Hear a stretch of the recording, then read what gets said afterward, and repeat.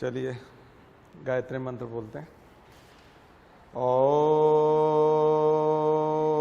भूर्भुवः स्वः तत्सवितुर्वरेण्यं भर्गो देवस्य धीमहि धियो यो नः प्रचोदयात्।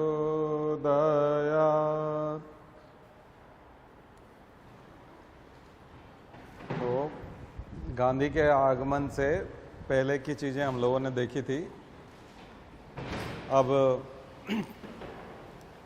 गांधी का आगमन,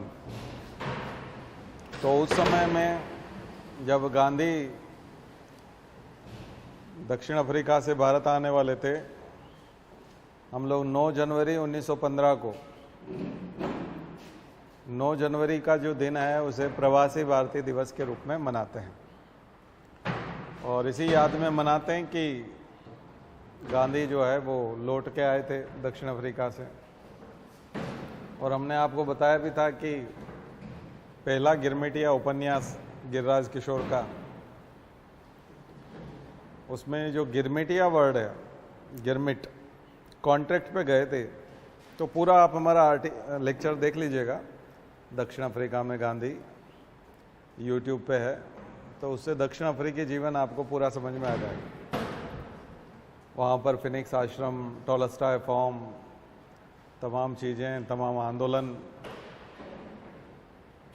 अंग्रेज़ों की नीतियों के विरुद्ध, अधिनियम के विरुद्ध गांधी का पूरा सत्याग्रह का प्रयोग वहीं से शुरू हुआ था। तो सत्याग्रह के ये जो प्रयोग हैं भारत में आकर हुए थे, वो वहीं से शुरू हुए थे, दक्षिण अफ्रीका के गांधी। जो लोग शुरुआत कर रहे हैं वो लोग पहला गिरमिटिया उपन्यास कर सकते हैं। 11th में हैं, फर्स्ट ईयर में हैं, अभी 3 साल 5 साल बाद एग्ज़ाम देंगे, 1-2 साल बाद देंगे। वो भी जो इसी साल एग्ज़ाम बैठ रहे हैं, अभी 28 तारीख को इसी साल बैठ रहे हैं, वो लोग छोड़ सकते हैं। बाकी जो भी नेक्स्ट ईयर या 1-2 साल में गिरमिटिया सागा या पहला गिरमिटिया उपन्यास जरूर पढ़िएगा। बहुत काम का उपन्यास, गांधी को समझने के लिए भी, दक्षिण अफ्रीका को समझने के लिए भी और भारत को समझने के लिए भी। सत्याग्रह क्या होता है, सत्य अहिंसा की ताकत क्या होती है, ये सब चीज़ें बहुत बहुत बारीकी से समझाई हुई है। खास करके गांधी के प्रति श्रद्धा पैदा होगी अगर आप ये पढ़ेंगे तो। गांधी के प्रति श्रद्धा पैदा करने के लिए गांधी को पढ़ना पड़ता है। जितना ज़्यादा आप गांधी को पढ़ते जाते हैं, उसके गहरे भक्त होते जाते हैं। उसके लिए पढ़ना पड़ता है। अगर आप पढ़ेंगे नहीं तो गांधी समझ में नहीं आता। थोड़ा सी दुविधा होती है, गांधी को पढ़ते समय भी दुविधा होती है कि आखिर इनका ऐसा व्यवहार क्यों है, लेकिन गहराई से जाने में समझ में आता है। ठीक है ना, बहुत गहराई से जब हम समझते हैं तो फिर बात क्लियर हो जाती है। क्योंकि वो भारत को केवल स्वतंत्र नहीं कराना चाहते थे, भारत को अपने पैरों पे भी खड़ा करना चाहते थे। केवल स्वतंत्रता तो कई कारणों से मिल सकती है, आकस्मिक कारणों से भी मिल सकती है, लेकिन अपने पैरों पे खड़ा होना, अपने पैरों पे खड़ा होना, उसके बाद अंग्रेजों के बिना फिर हम खुद चल पाएंगे कि नहीं, इतनी डाइवर्सिटी के साथ, इतने तरह के लोग हैं। इसलिए गांधी अनुशासन की मांग करते थे कि सबसे पहले हमारे लोगों में अनुशासन आए, फिर हम स्वतंत्र हों। अगर हम अनुशासित होंगे, डिसिप्लिन्ड होंगे, तो फिर हम पूरी आगे की ज़िंदगी बहुत अच्छे से चला पाएंगे और देश को भी संभाल पाएंगे। लेकिन केवल अगर हम स्वतंत्र हो गए तो उससे बात नहीं बनने वाली। ठीक है ना, जैसे कोई महिला अगर तलाक लेना चाहे तो केवल तलाक लेने से बात नहीं बनेगी। तलाक लेने के बाद उसके पास नौकरी है क्या, उसकी आजीविका का क्या होगा, उसकी पूरी तैयारी होनी चाहिए। वो कहाँ रहेगी, घर वाले वापस रखने को तैयार हो जाएंगे, घर वाले जब नहीं रखेंगे तो फिर उसके पास खुद का मकान खरीदने की, या बच्चा अगर है और उसको साथ ले जाना चाहते हैं फिर उसको पढ़ाने लिखाने की व्यवस्था है क्या। बहुत सारी चीज़ों की तैयारी करनी पड़ती है। उन सब तैयारियों के साथ यदि आप अलग होते हैं तो फिर आप सफल होते हैं, और ऐसे ही जब आप अलग हो जाते हैं तो हंसी के पात्र भी बनते हैं और असफलता मिलती है। तो स्वतंत्र होना मतलब बहुत बड़ी जिम्मेदारी है, और गांधी उस जिम्मेदारी को समझते थे कि जिन लोगों को हम स्वतंत्र कर रहे हैं वो देश चलाने लायक हैं कि नहीं। तो अगर वो सत्य, अहिंसा और इन चीज़ों, हिंसक होंगे और हिंसक प्रवृत्ति होगी और स्वतंत्र हो गए तो फिर एक दूसरे को मार के खा जाएंगे, गेम ही खत्म हो जाएगा। इसलिए अहिंसा से क्रांति आने से फायदा हुआ है। अहिंसा की क्रांति से स्वतंत्रता मिलने से फायदा हुआ कि हम कॉन्स्टिट्यूशन को मानते हैं, ठीक है ना। तो इसलिए वो बहुत इंपॉर्टेंट है। अब वो सबके समझ में नहीं आती, सब लोगों के समझ में नहीं आती, तो इतना आसान नहीं है गांधी को समझना, उसके लिए पहले बहुत पढ़ना पड़ेगा। परिस्थितियां देख लें जरा। मॉर्ले मिंटो वाला बताया था आपको 1909, और इधर होम रूल लीग चल रहा था। लीग दो तरह की थी, एक एनी बेसेंट की लीग थी और एक तिलक की थी। तिलक जब मांडले जेल से लौट के आए तो जेल क्यों हुई थी, हमने पहले गीता रहस्य और वो सब बताया था आपको, ठीक है ना, उनकी किताब थी। तो जब वो वहाँ से लौट के आए तो उन्होंने फिर होम रूल आंदोलन शुरू किया। दरअसल आयरलैंड में जो आयरिश आंदोलन था, ब्रिटेन से स्वतंत्र होकर के सत्ता की घोषणा और होम रूल आंदोलन, तो एनी बेसेंट उसी आंदोलन से प्रभावित थी और वो चाहती थी कि भारत में भी ठीक वैसा ही आंदोलन चले। लेकिन गांधी होम रूल में उतना इंटरेस्टेड नहीं थे। मैंने आपको कारण बता दिया। बार बार होम रूल की बात करना, हम शासन करेंगे ये नहीं करेंगे, हम शासन करेंगे ये नहीं करेंगे। आयरिश एक्सपेरिमेंट डिफरेंट था। आयरिश एक्सपेरिमेंट बिल्कुल अलग चीज़ है। वहाँ की लिटरेसी, वहाँ के लोग, वहाँ का कल्चर, थोड़ा मोनोटोनस होमोजीनस सोसाइटी है ना, एक जैसे लोग हैं, सब आयरिश बोलते हैं। अब भारत में इतनी तरह की लैंग्वेज वाले लोग हैं, इतने कल्चर हैं, इतने तरह के पहनावे हैं, रहन सहन, रीति रिवाज, परंपराएं बहुत डिफरेंट। इतनी डाइवर्सिटी वाला अगर ग्रुप अलग होगा तो फिर वो कैसे डील करेगा, ये आप आयरिश एग्जाम्पल के साथ सेट नहीं कर सकते ना। इसलिए गांधी उस चीज़ को जानते थे, इसलिए वो बहुत पुराने किसी आंदोलन से, किसी व्यक्ति से प्रेरणा लेकर के नहीं गए। केवल उन्होंने गोपाल कृष्ण गोखले को अपना गुरु माना, और उन्होंने भी सजेस्ट किया कि आप पहले भारत को जानो, जिस भारत को आज़ाद कराना चाहते हो पहले उसको देखो वो है कैसा, फिर अच्छे से आप आज़ाद करा पाओगे, नहीं तो फिर दिक्कत हो जाएगी। नहीं तो आप कहीं, आपको पता भी है कि नहीं कि आप किसे आज़ाद करा रहे हो, ठीक है ना। पिंजरे में से आप आज़ाद करा रहे हो, कहीं कोई बाहर निकल के खा तो नहीं जाएगा। पहले जानो तो सही जिसे आज़ाद करा रहे हो, जिसका पिंजरा खोल रहे हो वो है कौन, वो कौन लोग हैं, उन्हें देखो नज़दीक से। तो इसलिए उनके 3 आंदोलन हैं, चंपारण, खेड़ा और अहमदाबाद मिल मजदूर और खेड़ा, 3 सीक्वेंस में, 1917, 18 और 18 में एंड में। तो पहला वाला जो है चंपारण सत्याग्रह, दूसरा अहमदाबाद मिल मजदूर आंदोलन, और तीसरा खेड़ा सत्याग्रह। आज तो 3 कठिया पूछा है ना उसने, तो 3 कठिया वही पहला वाला चंपारण सत्याग्रह। चंपारण सत्याग्रह में नील की खेती को आवश्यक माना गया था और किसानों को मजबूरन वो खेती करनी पड़ती थी, जिससे उनकी ज़मीन खराब हो जाती थी। लेकिन हमारे नोट्स में भी पढ़ेंगे और भी जगह पे आप देखेंगे तो उसमें हमने साफ साफ लिखा है कि फ्रांस में और यूरोप में कई जगहों पर नील का केमिकल जो है वो ईजाद कर लिया गया था, आविष्कार हो गया था। तो केमिकल सिंथेसिस से वो कलर बनाने लगे थे, तो अब उस प्रकार से नील के पौधे लगाने की ज़रूरत नहीं थी, फसल उगाने की ज़रूरत नहीं थी। तो लेकिन ज़मीन का उपयोग और ज़मीन पर टैक्स की प्रक्रिया, और वो अंग्रेज चाहते थे उन सब जमींदारों पर, जमींदार और उनका अधिकार बना रहे। इसी के खिलाफ किसान जो है आंदोलन चाहते थे कि ऐसा ना हो, हमको हमारे अधिकार वापस दिए जाएं। तो गांधी जी को लगा कि वाजिब अधिकार हैं, और उन्होंने बिहार का पश्चिम चंपारण का दौरा किया। तो उसको बोलते हैं चंपारण सत्याग्रह। चंपारण सत्याग्रह तो काफ़ी प्रसिद्ध है, राजकुमार शुक्ल और राजेंद्र प्रसाद और तमाम लोगों के नाम, यहाँ नाम इम्पोर्टेंट है, यूपीएससी नामों पे जोर देता है और थोड़े से गुमनाम से नाम हैं ऐसे जो सामान्य लोग जानते नहीं, यूपीएससी उनको पूछता है। एमपीपीएससी ने तो सीधा सीधा 3 कटिया पूछ के काम खत्म कर लिया। मैंने कहा भी था ना आपको, वो थोड़ा सा अंदर जाएगा यूपीएससी में, वो अंदर जाएगा, उन 4 लोगों के नाम पूछेगा जिन्होंने गांधी को बुलाया चंपारण में, या फिर नीचे नाम दे देगा कि यहाँ कौन वो व्यक्ति है जो उन 4 में नहीं था। तो फिर आपको एलिमिनेट करना आना चाहिए ठीक है ना। एमपीपीएससी में तो सीधा सीधा दे दिया उसने और काम खत्म हो गया।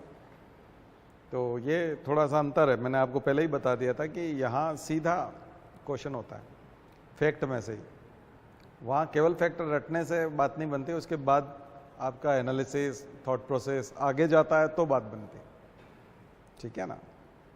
दूसरा वाला अहमदाबाद मिल मजदूर आंदोलन।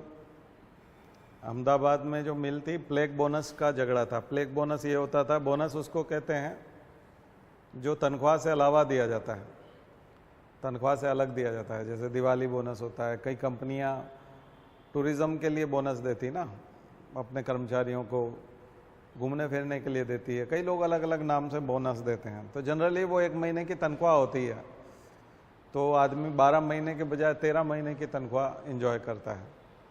सामान्यतः बोनस जो होता है वो 1 महीने की एक्स्ट्रा तनख्वाह होती है। यहाँ पर प्लेग बोनस इसलिए दिया गया था क्योंकि प्लेग में दिक्कत आ रही थी, इलाज कराने में खर्चे बढ़ गए थे प्लेग के दिनों में। तो खर्चे बढ़ गए थे, तो उन खर्चों से एक तरह का महंगाई भत्ता था, वो डियरनेस अलाउंस था, वो अलाउंस था, तो वो वापस ले लिया उन्होंने। कहा अब चूंकि प्लेग चला गया है और अब सब कुछ ठीक हो गया है, तो अब आपको बोनस की ज़रूरत नहीं है, तो हम वापस लेते हैं। लेकिन एक प्रवृत्ति अगर आप देखेंगे किसी भी व्यक्ति में कि अगर किसी की तनख्वाह 40,000 है तो 40,000 में घर चलाने लगता है, लेकिन अगर उसकी तनख्वाह 50,000 हो जाए तो 50,000 में घर चलाने की आदत हो जाती है। फिर से यदि उसकी तनख्वाह 40,000 कर दी जाए तो दिक्कत आती है फिर बाद में, क्योंकि उसने अपना घर चलाने की आदत डाल ली 50,000 में। यही चीज़ मजदूरों के साथ भी हुई कि उनका प्लेग बोनस जब वापस ले लिया तो मजदूरी फिर कम मिलने लगी, तो फिर उनमें काम चलता नहीं है। तो उन्होंने फिर हड़ताल की, गांधी जी से शिकायत की कि ये बताइए कैसे हम घर चलाएंगे, क्या करेंगे। तो फिर उन्होंने कहा देखो कंपनी को, ये जो मिल है मजदूर काम करते हैं, आपने जितनी पूंजी लगा रखी है उससे आपसे प्रॉफिट तो बहुत ज़्यादा होता है आपको, तो प्रॉफिट का कुछ हिस्सा तो इनके पास जाना ही चाहिए। पिछले साल उत्पादन कितना हुआ, आखिर इतना उत्पादन करके ये देते हैं, ज़्यादा उत्पादन भी करके देते हैं, ओवर टाइम भी करते हैं, तो फ़ायदा तो आप ही को मिलता है, कंपनी के मालिकों को ही मिलता है। कंपनी के मालिक भी मित्र थे गांधी जी के, बट उन्होंने अपने मित्रों के विरुद्ध ही आंदोलन खड़ा किया था। तभी तो गांधी जी है ना वो। और उनमें से एक मित्र थे, उनकी जो बहन थी अनुसुईया, वो तो गांधी जी के आंदोलन में शामिल ही हो गई थी। तो ये तो बहुत ही कमाल की चीज़ थी, और गांधी जी ने वो करवाया और लोगों को बोनस का पे सहमति दिलवाई। तो ये एक सफल आंदोलन थे। इसको अहमदाबाद मिल मजदूर आंदोलन या मिल मजदूर सत्याग्रह के नाम से जाना जाता है। तीसरा आंदोलन खेड़ा सत्याग्रह, जो लगान, चूँकि अकाल पड़ा था, ड्राउट आया था, सूखा, तो फेमीन के समय में लगान कैसे देंगे। तो खेड़ा के लोगों को आश्वासन दिया गांधी जी ने कि देखिए ऐसा है कि अगर आप वाकई में नहीं दे सकते हैं तो फिर मत दीजिए, हम इस तरह से आपको सुविधा दिलवाएंगे। जो दे सकते हैं लगान वो लगान दे दें।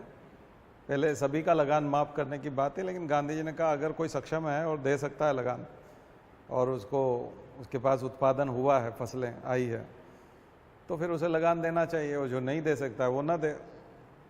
और फिर सरकार का भी नियम, सरकार का भी जो रुख है वो गांधी को पता चला कि सरकार ने भी ये तय किया है कि गरीब किसानों से नहीं लेंगे और जो सक्षम है उन्हीं से लेंगे, तो फिर उन्होंने अपना आंदोलन वापस ले लिया। तो ये भी एक सफल आंदोलन माना जाता है, खेड़ा सत्याग्रह।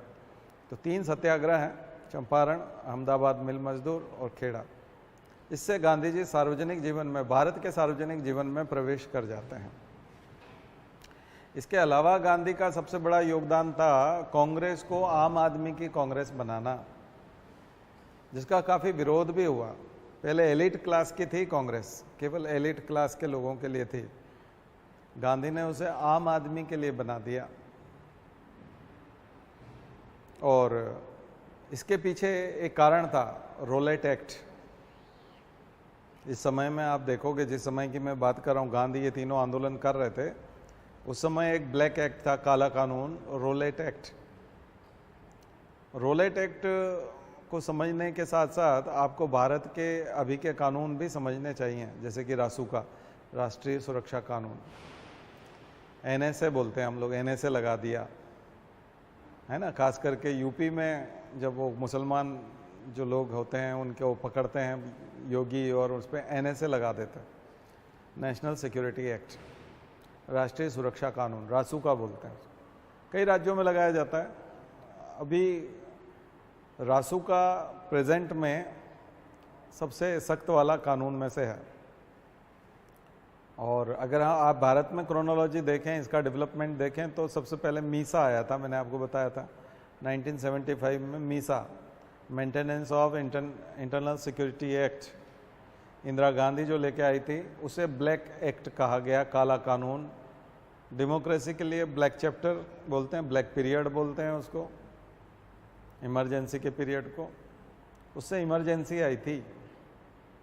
काला कानून का मतलब ये होता है जो रोलेट एक्ट के बारे में भी बोला गया, ना कोई वकील, ना दलील, ना अपील, ना आप एडवोकेट कर पाएंगे, ना आपका कोई आर्ग्यूमेंट सुना जाएगा, ना ही आपकी कोई अपील सुनी जाएगी।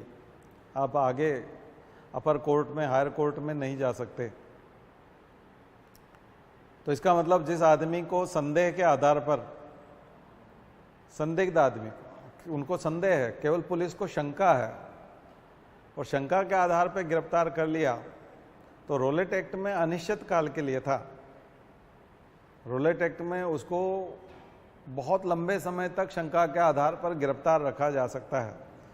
न उसे वकील की सुविधा मिलेगी, ना उसकी कोई बहाना, आर्ग्यूमेंट, एक्सक्यूज कुछ भी नहीं सुने जाएंगे, और ना ही वो किसी कोर्ट में जा पाएगा। तो रोलेट एक्ट तो बहुत ही खतरनाक था। बट हमारे यहाँ जो कानून बनते हैं उसमें 6 महीने के लिए सुविधा होती है कि 6 महीने तक पुलिस को फ़ायदा मिलता है। 6 महीने तक वो नहीं जा सकता, लेकिन 6 महीने के बाद यदि आपको कस्टडी चाहिए, पुलिस को जुडिशियल या जो भी कस्टडी चाहिए उसको, तो फिर आपको परमिशन लेनी होगी किसी न किसी मजिस्ट्रेट से, तभी 6 महीने के बाद आपको कस्टडी मिलेगी। अदरवाइज 6 महीने से ज़्यादा का समय इंडियन ब्लैक एक्ट जो है वो नहीं देता। ब्लैक एक्ट में इसलिए बोल रहा हूँ क्योंकि यहाँ पे भी उन कानूनों का कई बार दुरुपयोग हुआ। बीजेपी परेशान रही, 75 से लेकर 79 तक तो बीजेपी परेशान रही उससे, ब्लैक एक्ट से। यानी रोलेट एक्ट का ही इंडियनाइजेशन था वो, है ना, डोमेस्टिकेशन, उसका ये कह सकते हैं कि हमारा इंडिजिनाइजेशन है, हमारा देशीकरण है।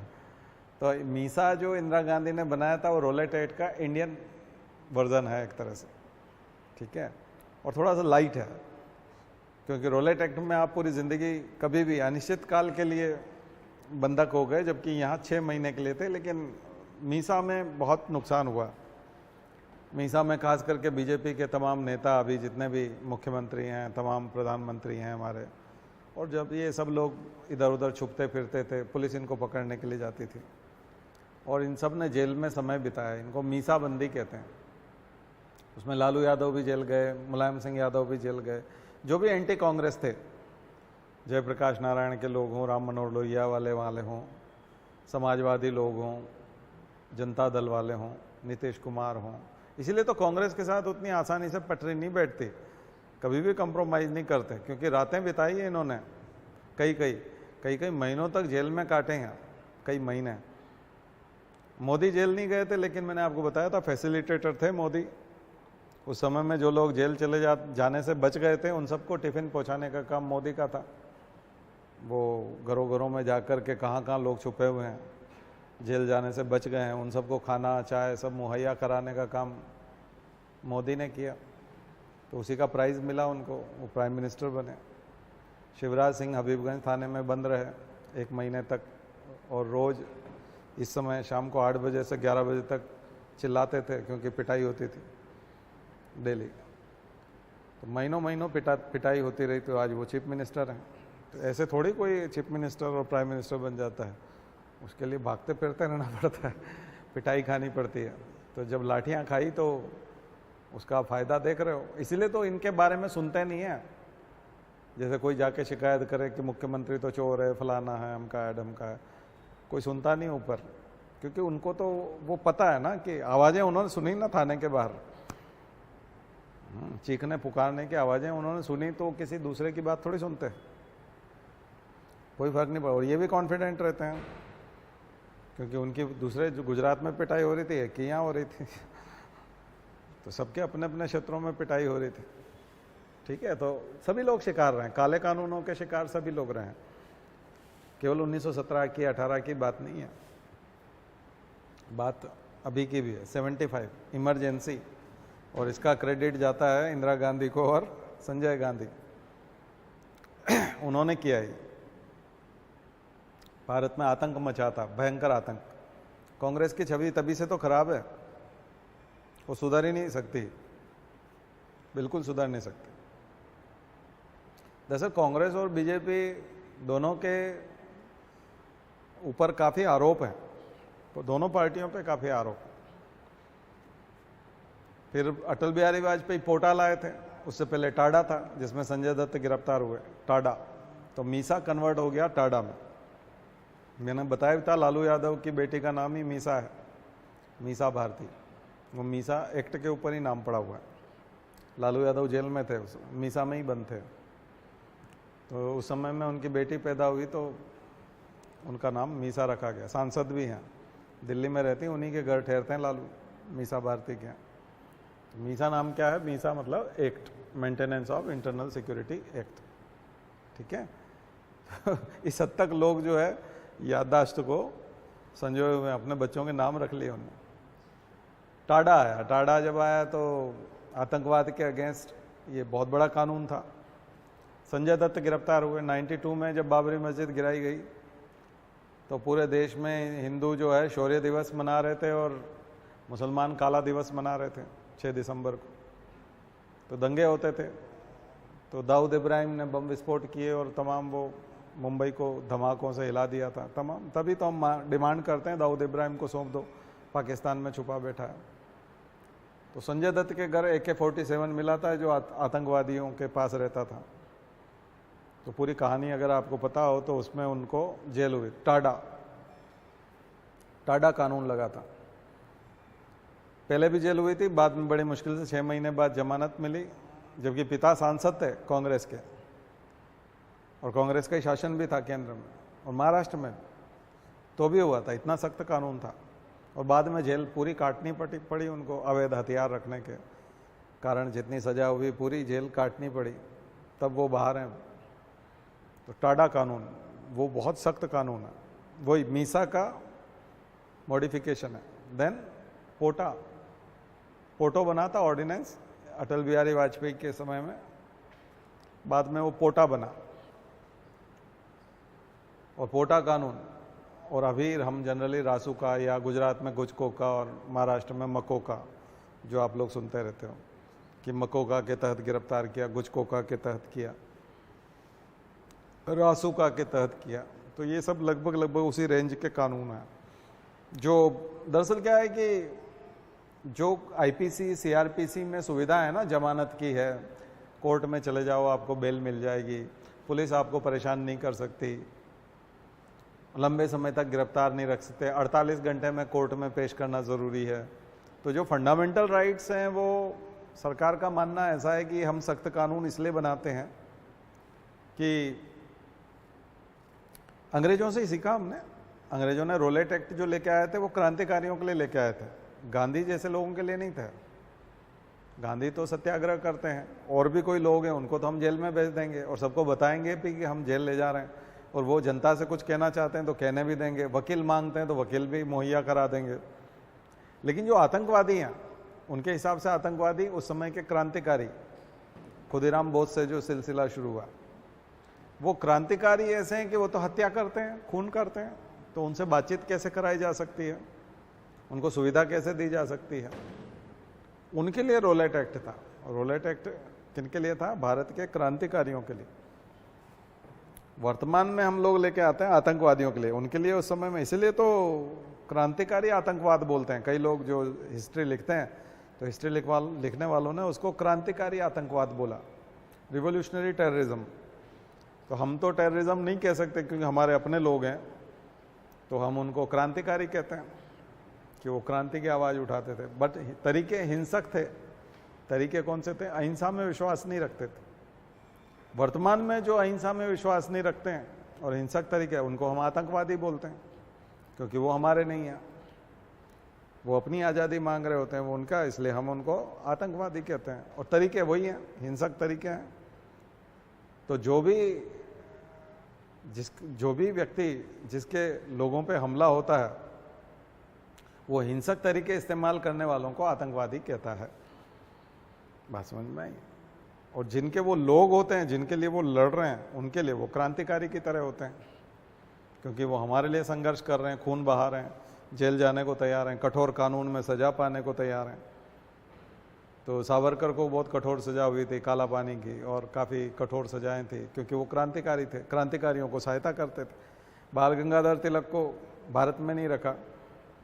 गोपाल कृष्ण गोखले को कभी जेल ले जाते या गांधी को ले जाते तो कभी म्यांमार थोड़ी ले जाते, बर्मा थोड़ी, रंगून थोड़ी भेज देते, उनको तो यहीं पे रखते थे। नेहरू को यहीं पे रखते थे।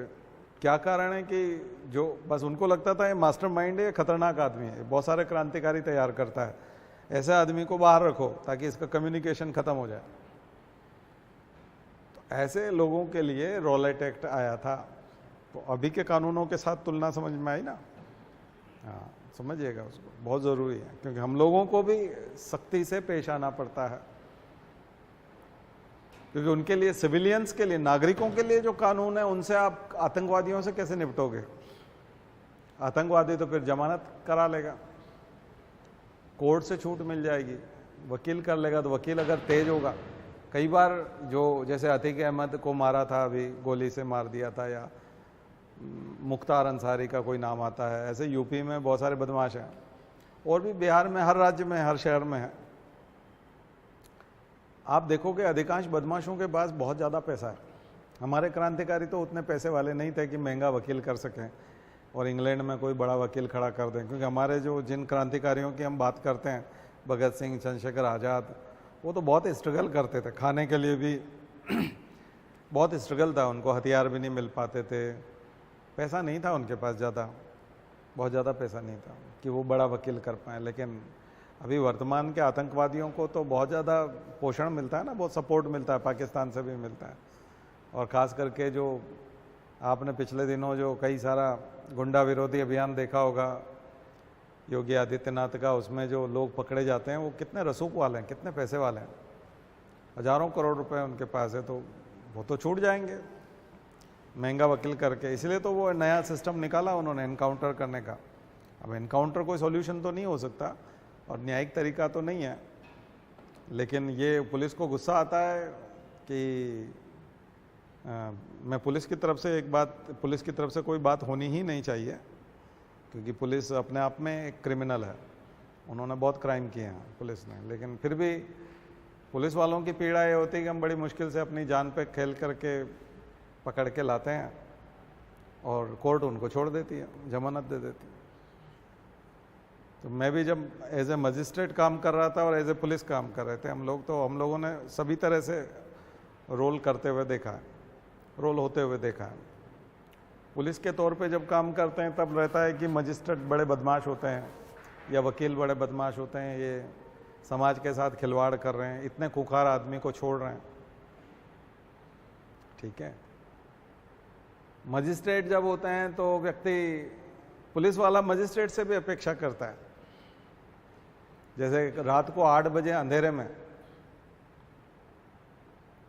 अगर मान लिया जाए 4 लोगों को पकड़ा गया, अब उन 4 लोगों को पकड़ना तो बहुत मुश्किल काम था, अंधेरा भी था, लूटपाट करते थे, तो 15-20 पुलिस वाले गए होंगे, किसी को चाकू लगा होगा, किसी को हो सकता है गोली लग जाती, उनके पास लाठियां थी तो लाठी भी खानी पड़ गई पुलिस वालों को, लेकिन आखिर वो 4 लोगों को पकड़ने में कामयाब हो गए। जिस व्यक्ति के साथ लूटपाट हो रही थी,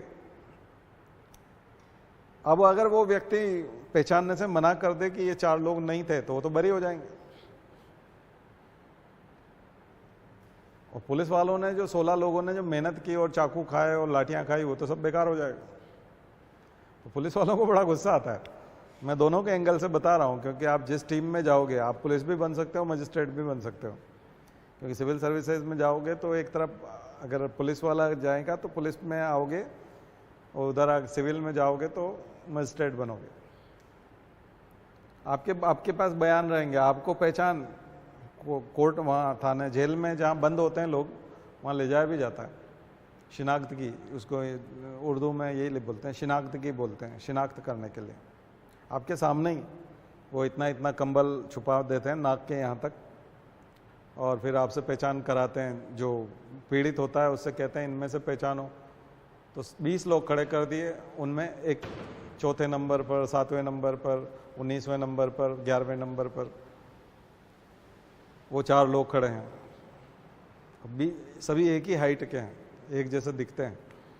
ऐसे कैदी चुने जाते हैं और यहाँ तक उनको कंबल से ढक दिया जाता है। और रात को 8 बजे उसने देखा था अंधेरे में सड़क पे, तो कितना वो याद रख पाएगा? वो भी घटना भी हो सकता है 3 साल पहले की हो, बहुत मुश्किल होता है। लेकिन पुलिस ये अपेक्षा करती है कि पुलिस वाले तो अंदर होते नहीं, मजिस्ट्रेट अंदर होता है। तो वो पुलिस अपेक्षा करती है कि वो चाहे 4था बताए, चाहे 8वां बताए, चाहे 11वां, 19वां, 4 जगह जेलर ने खड़े कर दिया, लेकिन आपको हम बता देते हैं कि वो कौन कौन से नंबर पर हैं। हमने जेलर को बोला है कि उनको कौन कौन से वाकई में जो अपराधी हैं वो कौन से नंबर पे खड़े हैं। आप सर्टिफिकेट वही वाला दे दीजिए कि उसने सही पहचाना, भले ही उसने सही नहीं पहचाना हो तब भी, क्योंकि हम चाहते हैं कि वो जेल जाए, मतलब जेल में ही रहें, बाहर ना आ जाएं, कहीं सबूतों के अभाव में छूट ना जाए। गवाही कमजोर हो जाएगी तो वो छूट जाएंगे। तो पुलिस हमेशा अपेक्षा करती है मजिस्ट्रेट से, ठीक है। तो ये थोड़ा सा उस चीज को समझिए, उनकी पीड़ा को भी समझने की कोशिश। इसलिए तो एनकाउंटर होते हैं। उनको मालूम है कि इनको ले लेके इधर उधर घूमते रहो, मीडिया पीछे पीछे घूमता रहेगा, इनको लाइमलाइट मिलता हो सकता है तो अगला इलेक्शन लड़ के सांसद बन जाएंगे या मंत्री बन जाएंगे। इससे अच्छा काम ही खत्म करो। इसलिए एक तरफ ले चलो, गाड़ी पलटाओ या ये करो वो करो, खत्म करो इनको, किस्सा खत्म। तो ये सिस्टम की लाचारी, करप्शन, न्यायपालिका में करप्शन, पुलिस में करप्शन, इन सब चीज़ों से जो गुस्सा पैदा हुआ है उससे निकले ये एनकाउंटर वाला सॉल्यूशन। लेकिन एनकाउंटर अभी भी कोई सॉल्यूशन नहीं है न्याय सिस्टम के हिसाब से। लेकिन मैंने आपको पुलिस का पक्ष बताया, जो पीड़ित है वहां पुलिस भी पीड़ित है, लेकिन अधिकांश समय पुलिस ही आतंक मचाती है और पुलिस ही पीड़ा पहुंचाती है और वो करप्शन में लिप्त है। इसलिए उनके उसको एकदम से क्लीन चिट नहीं दे सकते, क्योंकि अगर उनको क्लीन चिट देने लगे तो फिर तो ये तो जंगल राज हो जाएगा, सर्वाइवल ऑफ द फिटेस्ट हो जाएगा, जिसकी लाठी उसकी भैंस हो जाएगी। क्योंकि हम एक सिविल सोसाइटी में रहते हैं, सभ्य समाज में रहते हैं।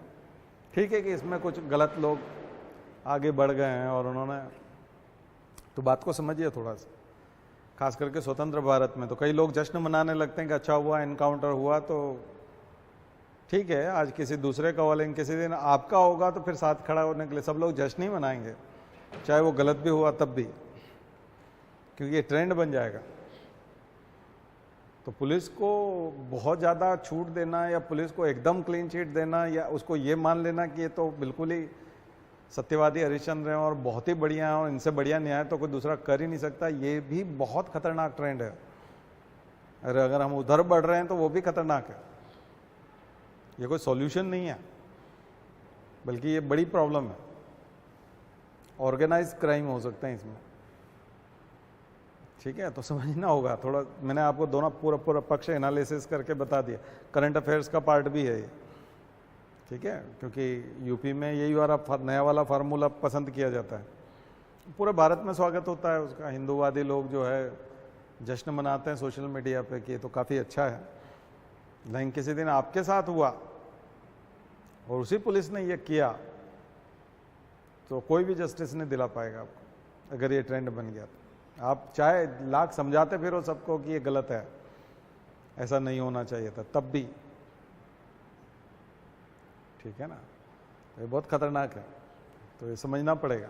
इसलिए रूल ऑफ लॉ, कानून का शासन होना चाहिए, रूल बाय लॉ नहीं।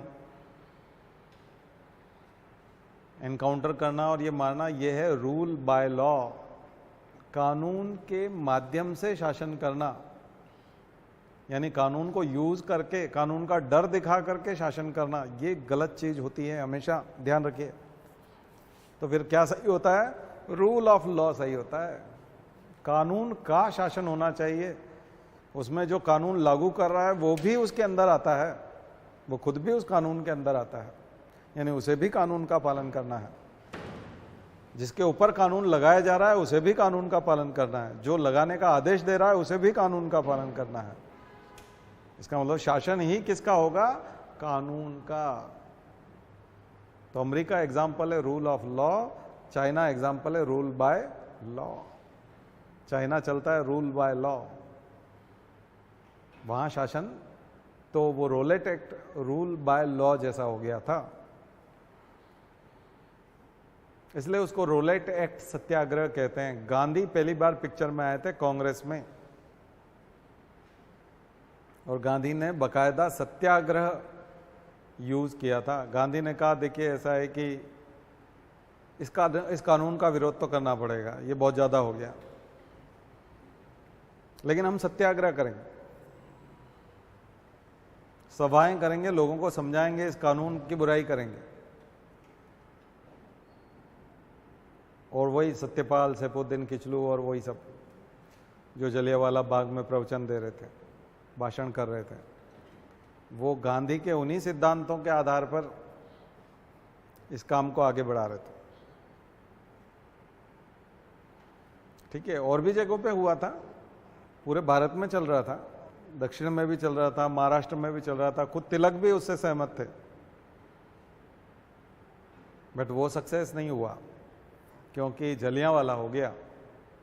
जलियांवाला बाग जो था उसमें बैसाखी के दिन लोग वैसे ही इकट्ठे होते हैं। बैसाखी सिखों में बहुत जाना माना पंजाबियों का त्यौहार है, तो कभी भी हमारे यहाँ पे भी कई लोग जब एक साथ इकट्ठे हो रहे होते हैं तो हमको पर्चे बांटने हो या कोई मैसेज देना हो, तो हम जहाँ भीड़ इकट्ठी हो रही होती है पहले से, तो हम वैसे ही वहाँ पहुँचना चाहते हैं। तो उनको लगा कि लोग यहाँ इकट्ठे होंगे, मेला लगेगा और काफ़ी भीड़ होगी, तो क्यों ना यहीं अपनी बात कह दी जाए, गांधी क्या चाहते हैं या सत्याग्रह क्या है और रोलेट एक्ट क्या है।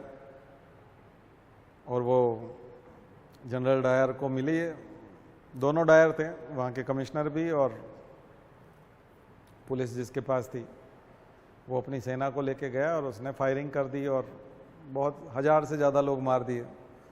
रिकॉर्ड पे तो 200-250 लोग थे, लेकिन 1000 से ज़्यादा लोग मार दिए, गोली मार दी निहत्थे लोगों पे, उनके पास कुछ था नहीं। तो आप इतनी खतरनाक कार्रवाई कैसे कर सकते हो? ठीक है, और रोलेट एक्ट तो खुद ही अपने आप में काला कानून था, लेकिन ये काली कार्रवाई थी।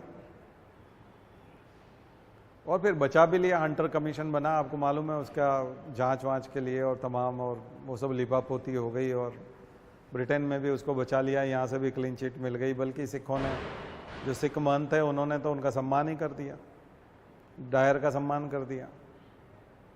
उधम सिंह दूसरे डायर को मारा है, वो जो कमिश्नर था उसको, वो रिटायर हो गया था, तो उसको 1939-40 के आसपास उधम सिंह ने मार गिराया, गोली मार दी थी।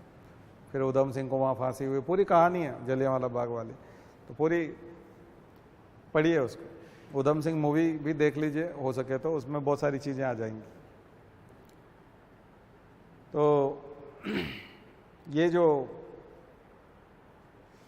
पूरा घटनाक्रम था जलियांवाला बाग, ये इसने भारतीयों को, कुछ भारतीयों को हिला दिया कुछ नहीं, बहुत सारे, सभी को। दरअसल नरम दल गरम दल भी एक ही हो गए। फिर ये हमारा जो एक्सट्रीमिस्ट और मॉडरेट्स थे ना, उनको मिलाने का काम भी हुआ। मिल गए। वो एक घटना ही इतनी बड़ी थी कि इसमें कोई, हर किसी को निंदा तो करनी है, क्योंकि कोई अंग्रेजों का समर्थन कैसे करेगा, डायर का समर्थन तो कोई भी नहीं कर सकता था। और अंततः जो है गांधी सफल हुए इस मामले में कि अब गांधी के नेतृत्व में, यहाँ तक कि जो उग्रवादी हिस्सा था उसके काफ़ी लोग, लाला लाजपत राय और भी बहुत सारे, बिपिन चंद्र पाल, एक दो लोगों को छोड़ के बाकी सारे लोग जो है वो गांधी के साथ आ गए। मोहम्मद अली जिन्ना छोड़ गए कांग्रेस को। बहुत सारे ऐसे लोग जो गांधी को आगे नहीं देखना चाहते थे वो सब कांग्रेस छोड़ के चले गए। अब गांधी की कांग्रेस होने जा रही थी। 1920-21 का जो समय था वो गांधी की कांग्रेस का समय था। कांग्रेस अब गांधी के हिसाब से चलनी थी। उन्होंने असहयोग आंदोलन का पूरा प्रस्ताव रखा। बहुत सारे लोगों ने विरोध किया, जिसने विरोध किया वो छोड़ के चले गए, बाकी सबने मान लिया और कांग्रेस का प्रस्ताव हो गया। गांधी का प्रस्ताव कांग्रेस का प्रस्ताव माना गया। 2 तरह के कार्यक्रम थे उसके, पढ़ लीजिएगा, नकारात्मक कार्यक्रम, रचनात्मक कार्यक्रम। यानी कि एक आंदोलन वाले थे जिसमें मनाही करनी है, आवाज़ उठानी है। दूसरा क्रिएटिव वर्क करना है, रचनात्मक आंदोलन चलाना है, क्रिएटिव वर्क करना है। जब आप मना करोगे कि विदेशी वस्त्रों की होली जलाई जाएगी या विदेशी वस्त्रों का बहिष्कार होगा, तो फिर रचनात्मक देशी वस्त्र भी तो तैयार करने पड़ेंगे ऑल्टरनेट में। जब आप विदेशी स्कूलों का बहिष्कार करोगे, विदेशी शिक्षा का बहिष्कार करोगे, तो हमारी राष्ट्रीय शिक्षा भी होनी चाहिए, हमारी खुद की शिक्षा। तो हमेशा 2 पहलू हैं, एक में आप विरोध करोगे, एक में खुद का तैयार करोगे। तो ऐसे आपको कार्यक्रम मिल जाएंगे गांधी के 6-7। करेंगे क्या फिर? अगर उसका विरोध करेंगे तो फिर आप क्या करेंगे? अपने विद्यालय चलाओ। नौकरी वो छोड़ दोगे तो क्या करोगे? पढ़ाओ बच्चों को। वकालत छोड़ दोगे तो फिर क्या करोगे? ज्ञान बढ़ाओ, लोगों का कानूनी ज्ञान बढ़ाओ। है समझ? तो हर जगह पे 2 पहलू हैं। कुटीर उद्योग, कॉटेज इंडस्ट्री बढ़ाओ।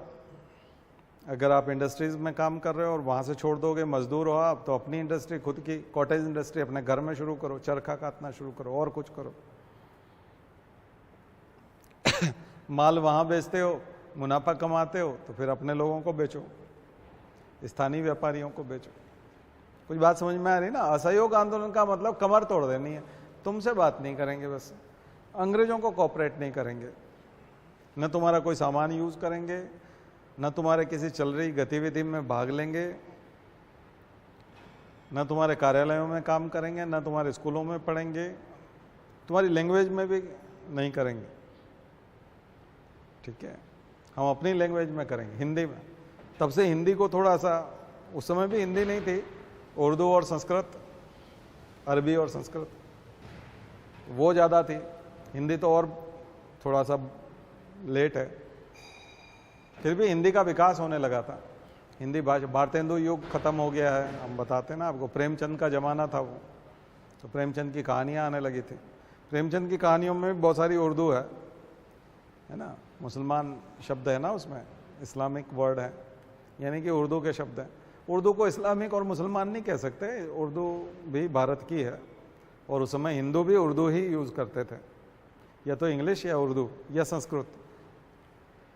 तो जिसको संस्कृत से डर लगता था, पंडितों ने थोड़ा उसको रिजर्व रखा था, तो मुश्किल था संस्कृत में बात करना है, क्योंकि वो जाति विशेष के आधार पे हो गया था। यानी सारे हिंदू संस्कृत बोल सकेंगे ऐसा भी नहीं था, संस्कृत प्रतिबंधित थी बाकी लोगों के लिए। तो और उतनी कॉमन भी नहीं थी, क्लिष्ट भी थी कई लोगों के लिए। इंग्लिश एलिट क्लास के लिए थी, जमींदारों के लिए, बड़े लोगों के बच्चों के लिए जो अंग्रेजों के साथ बैठ सकते थे, या फिर एकदम ही ट्राइबल्स जो क्रिश्चियन मिशनरीज, ईसाई मिशनरीज में जो काम कर, उन लोगों के लिए थी। तो फिर जो मिडिल क्लास हैं या जो लोअर मिडिल क्लास है, गाँव में रहते हैं, किसानों के बच्चे हैं, वो तो इंग्लिश में वैसे भी नहीं थे। ऐसे लोगों के लिए हिंदी या उर्दू। ये लोग मदरसों में जाते थे, उर्दू के अखबार पढ़ते थे।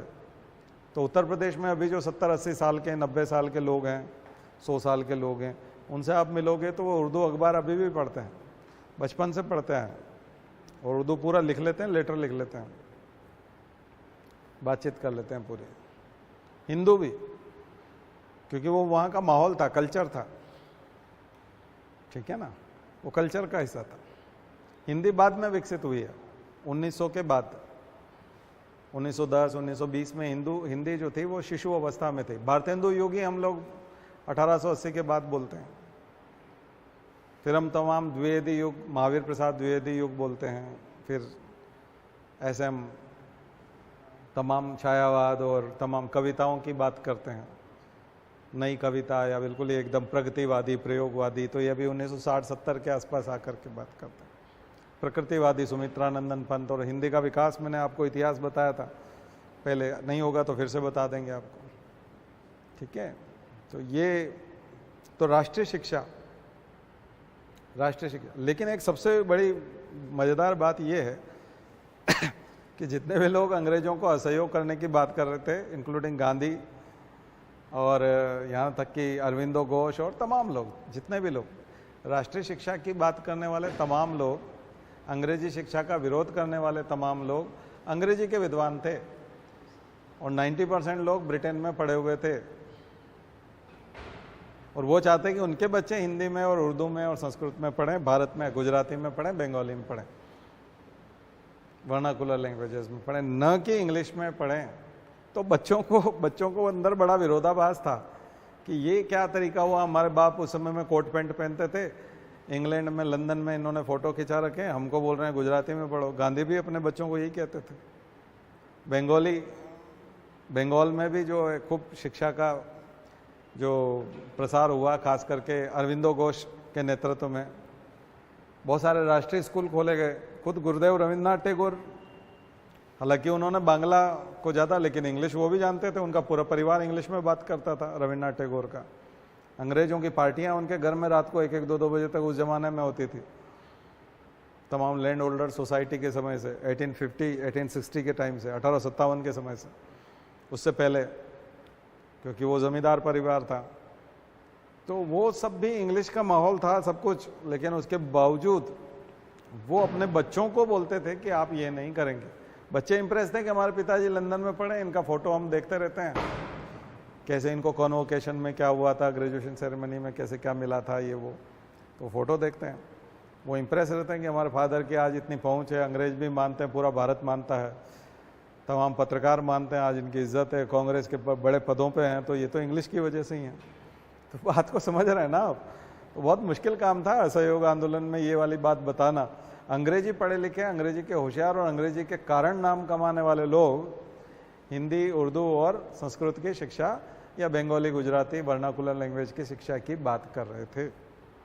तो जो आदमी खुद शराब पीता हो या खुद गुड़ खाता हो, वो दूसरों को गुड़ छुड़वाना हो या शराब छुड़वाना हो तो कितना मुश्किल काम है। आपके मुंह में गुटखा भरा और आप उपदेश दें कि गुटखा नहीं खाना चाहिए, है ना, तंबाकू नहीं खाना चाहिए, मुश्किल काम है। यही सब हो रहा था उस समय में। तो थोड़ा सा समझिएगा उसको, बहुत खतरनाक चीज़ है। हो सकता है कि वहाँ हिंदी में लाने की और बात कर रहे हो, उस मीटिंग में बोली इंग्लिश में रहे हो, ठीक है। तो बहुत मुश्किल है।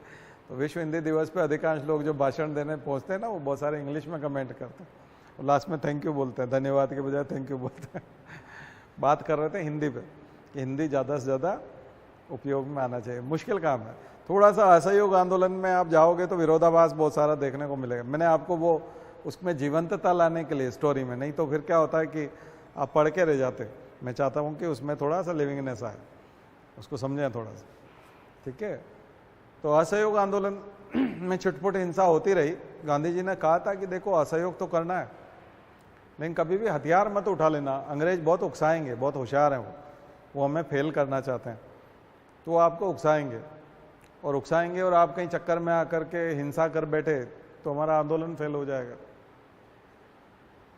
तो पूरे भारत में जब आंदोलन ये चल रहा था तो सबको अच्छा लग रहा था और पूरा देश इस उत्साह में था और गांधी हीरो हो गए थे, एक तरफा हीरो थे। उस समय गांधी का कोई विरोधी नहीं बचा था, विरोधी भी फैन हो गए थे उनके कि ये तो कमाल का जादूगर आदमी है, पूरे देश को काम पे लगा दिया। वो लग गया था, है ना, लग गया था। देखिए गांधी जैसे करिश्माई नेता जो है बहुत कम हुए हैं भारत में। नेहरू उनमें से एक दूसरे करिश्माई नेता थे। मैं और उसके बाद इंदिरा गांधी थोड़ी करिश्माई नेता थी, और फिर वर्तमान में मैं नरेंद्र मोदी को मानता हूं कि वो इसी प्रकार के करिश्माई नेता हैं जो पूरे भारत से बहुत कुछ करवा सकते हैं, है ना। और मुझे इस गवर्नमेंट की कम से कम 100 चीज़ें होंगी, मुझे कम से कम 95 चीज़ें बिल्कुल पसंद नहीं हैं और मैं उनको असफल मानता हूं, लेकिन 4 या 5 चीज़ें ऐसी है इस गवर्नमेंट की जो काफ़ी अच्छी हैं, बहुत ही बढ़िया। केवल 5% कामों को ही मैं सराहना देता हूं, लेकिन वो ऑल इंडिया लेवल पर है और वो जादू की तरह चली हैं। उनमें से एक है स्वच्छता अभियान। स्वच्छता अभियान, मैं बचपन से ग्रामीण परिवेश में रहा, ज़्यादा तो नहीं रहा लेकिन जाते रहना पड़ा मुझे, संपर्क में रहा। आप सब भी रहे होंगे, भारत गांवों का देश है, तो आप देखते होंगे कि शौचालय का अभाव पूरे भारत में था, लगभग सभी जिलों में, सभी गांवों में, और खास करके महिलाओं को जो है वो बाहर जाना पड़ता था।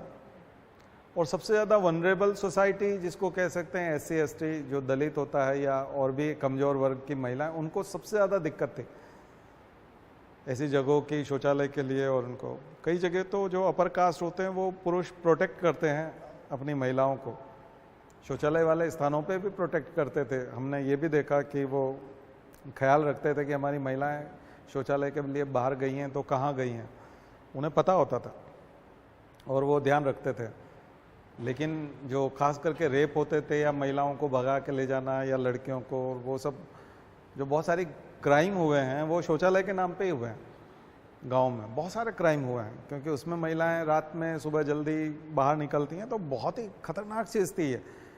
तो मैं जब से मेरे अंदर समझ आई स्कूल में, जब मैं एक के बाद एक क्लास में आगे बढ़ रहा था, तब मेरे अंदर बचपन से एक चीज़ एक थी कि अगर मैं किसी जिम्मेदार पद पे पहुंचा देश में और अगर मैं कोई काम कर पाया, मतलब मेरे मन का, तो मैं शौचालय के लिए और स्वच्छ भारत अभियान जैसा एक कोई अभियान चलाऊंगा पूरे देश में।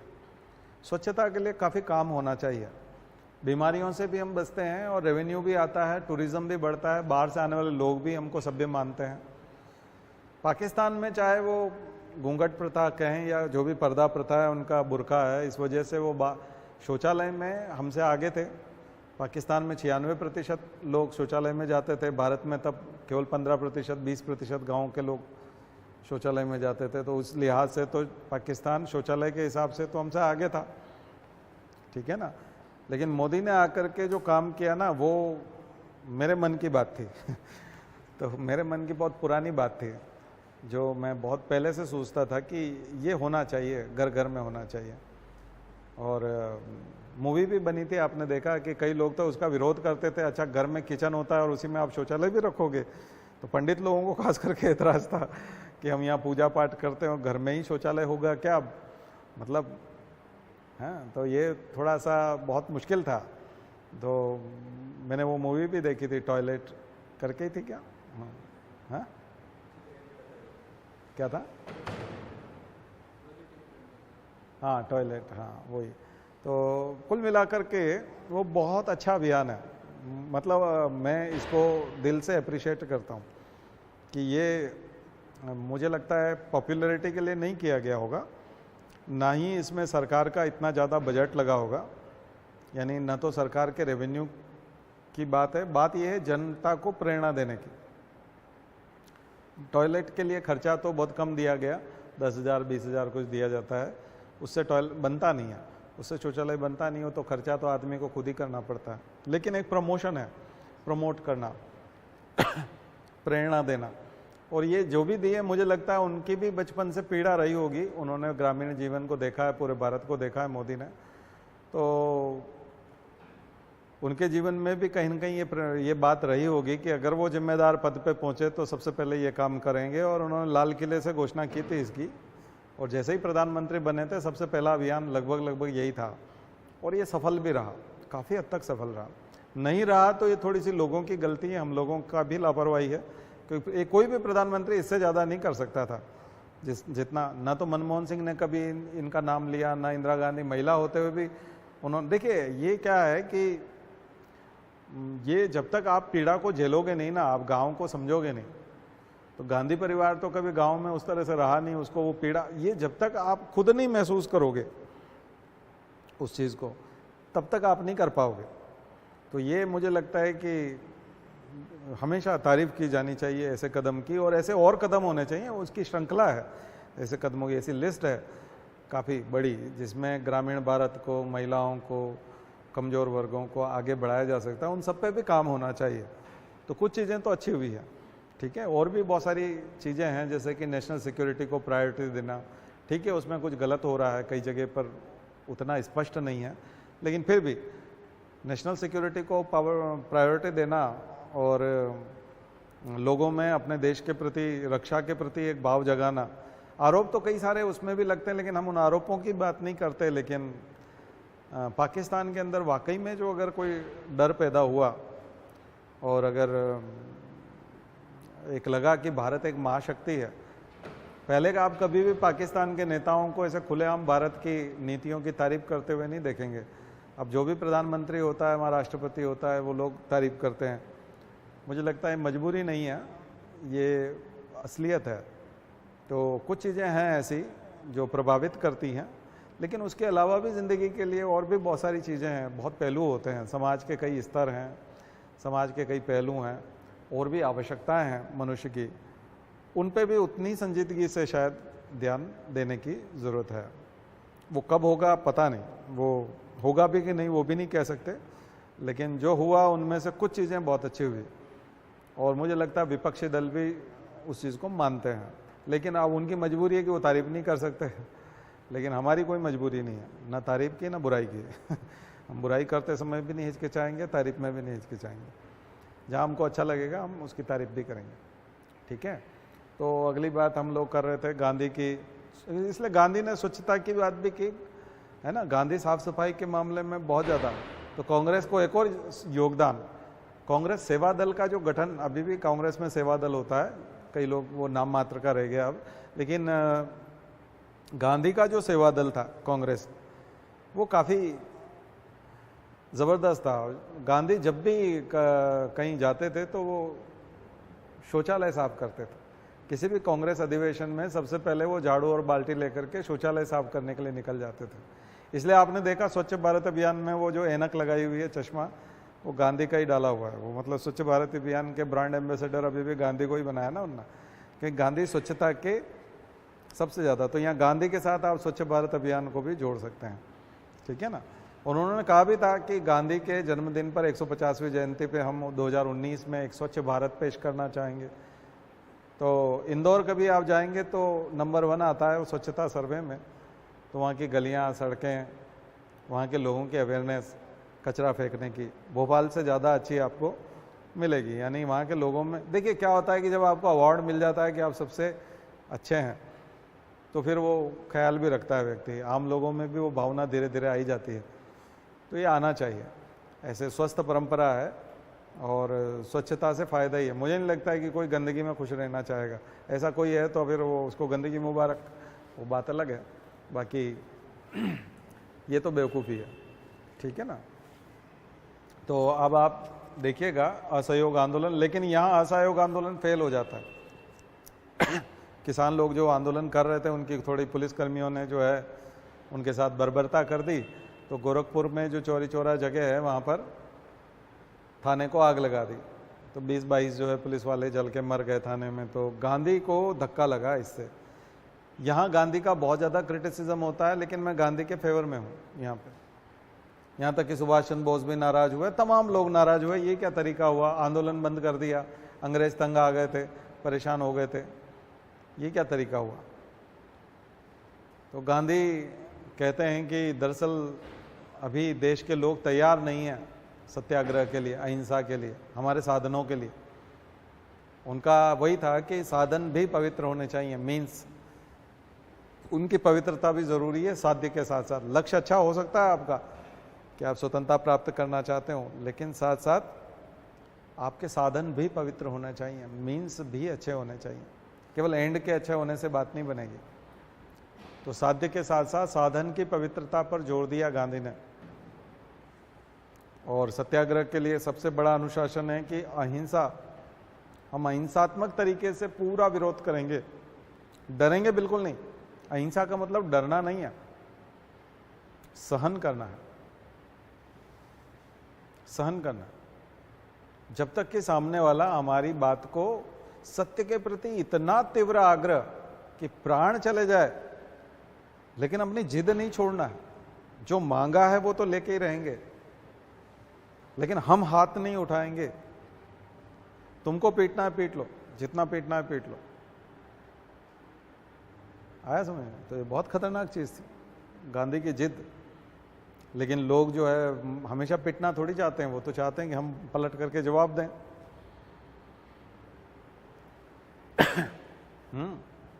जैसे कि किसी बच्चे को पिकनिक जाना है या कहीं जाना है, और पिताजी से बोल रहा है, घर में जिद कर रहा है, और अगर पिता ने मना कर दिया कि नहीं हम आपको 200 रुपए नहीं दे सकते और पिकनिक नहीं भेज सकते, ऐसे में सर फोड़ दे लड़का अगर पिता का, तो पिकनिक जा पाएगा? तमाम रिश्तेदार आ जाएंगे, पीट पाट देंगे और उसको समझाएंगे। हो सकता है वो थाने में ले जाएं, उसको पुलिस वालों से पिटवा दें। बहुत ज़्यादा बात बढ़ जाएगी तो एफआईआर करवा दें और जेल भेज देंगे। पिकनिक तो नहीं जा पाएगा ना।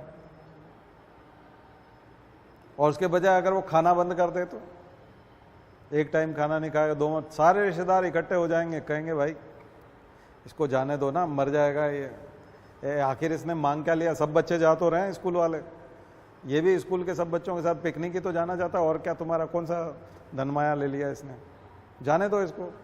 तमाम लोग आकर समझाएंगे। समझ में आ गया सत्याग्रह? ये था सत्याग्रह। क्रांतिकारियों का स्टाइल है उसका सर फोड़ दो तो आपको जेल भेज देंगे, गोली मार देंगे, फांसी पे टांग देंगे। गांधी का स्टाइल था कि इतना सहन करो कि दुनिया झुकाने के लिए आ जाए उनको, आप जो मांग रहे हो वो दिला के ही माने, आपकी मांग पूरी हो जाए, इसलिए खुद को सजा दो। ये गांधी का स्टाइल था, सत्याग्रह। समझ में आ गई? और कुछ नहीं, सीधा साधा था। गांधी दरअसल क्रांतिकारी बनना हर किसी के, पिता का सर फोड़ना हर बच्चे के बस की बात है क्या? लेकिन मैं आज खाना नहीं खाऊंगा, ये मम्मी से बोलना, पापा से बोलना, तुमको पीटना है पीट लो, लेकिन मैं नहीं खाऊंगा, जबरदस्ती तो नहीं खिला पाएंगे। ये तो हर बच्चे के बस की बात है, कोई भी बच्चा कर सकता है वाला काम। तो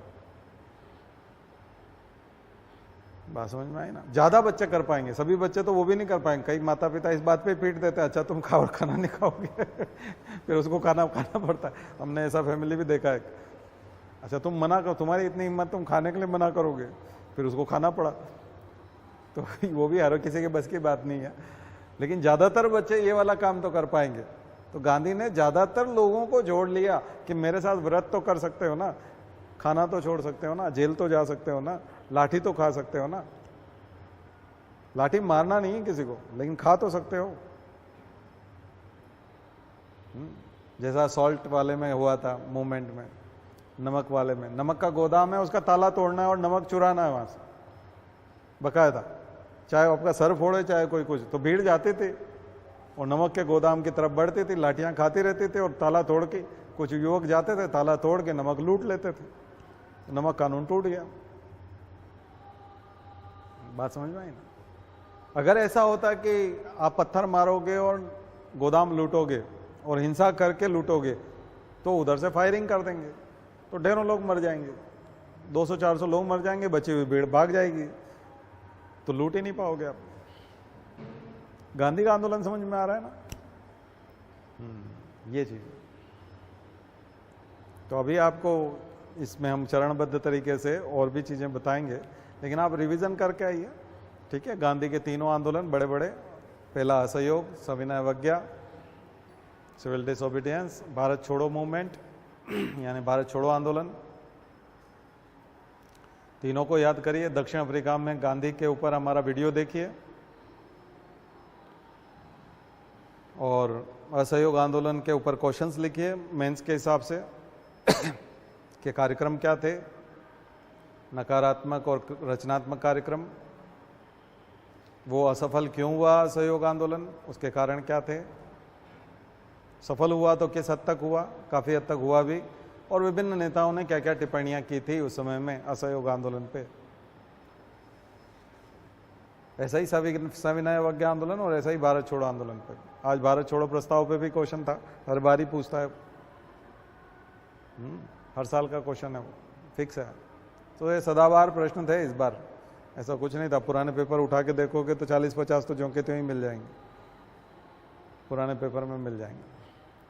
तो कोई नए क्वेश्चन नहीं थे, इसलिए उसको उस तरह से पढ़ाने में वो नहीं आता, ठीक है।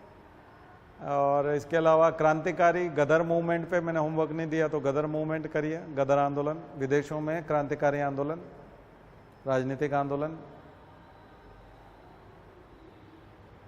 फिर मॉर्ले मिंटो और आगे मॉन्टेग्यू चेम्सफोर्ड, वो भी आ गया था, द्वैत शासन। आज द्वैत शासन पूछा था ना, ये सब क्लास में डिस्कस कर चुके हैं हम लोग। मॉन्टेग्यू चेम्सफोर्ड, फिर साइमन कमीशन, नेहरू रिपोर्ट, संवैधानिक विकास आपको अलग से बताएंगे। तो जब मैं यूएसए से लौट के आऊँगा तब मैं 7 तारीख को, मैं 6 को आ जाऊँगा, तो उसके बाद जो भी सैटरडे संडे पड़ेगा हमारा, उसमें हम लोग एथिक्स वाला हिस्सा शुरू करेंगे। उससे पहले मैं अभी जो 2 सैटरडे, एक सैटरडे और एक संडे आ रहा है, इसमें आपका मॉडर्न हिस्ट्री का होमवर्क कंप्लीट करा दूंगा। कुछ बात भी करेंगे हम लोग बहुत सारी, एक दिन तो करंट अफेयर्स करेंगे, एक दिन क्लास में मैं बचा हुआ आपको मॉडर्न हिस्ट्री का होमवर्क दूंगा। इसको आप करके रखिए मेंस के साथ। जो लोग एमपीपीएससी का मेंस देंगे, फिर यूपीएससी का जो मेंस देंगे, उसके हिसाब से मैं एथिक्स शुरू करूँगा, ठीक है, जो भी नेक्स्ट सैटरडे संडे होगा उसका, ठीक है ना। तो 4 तारीख को संडे पड़ रहा है, 3 तारीख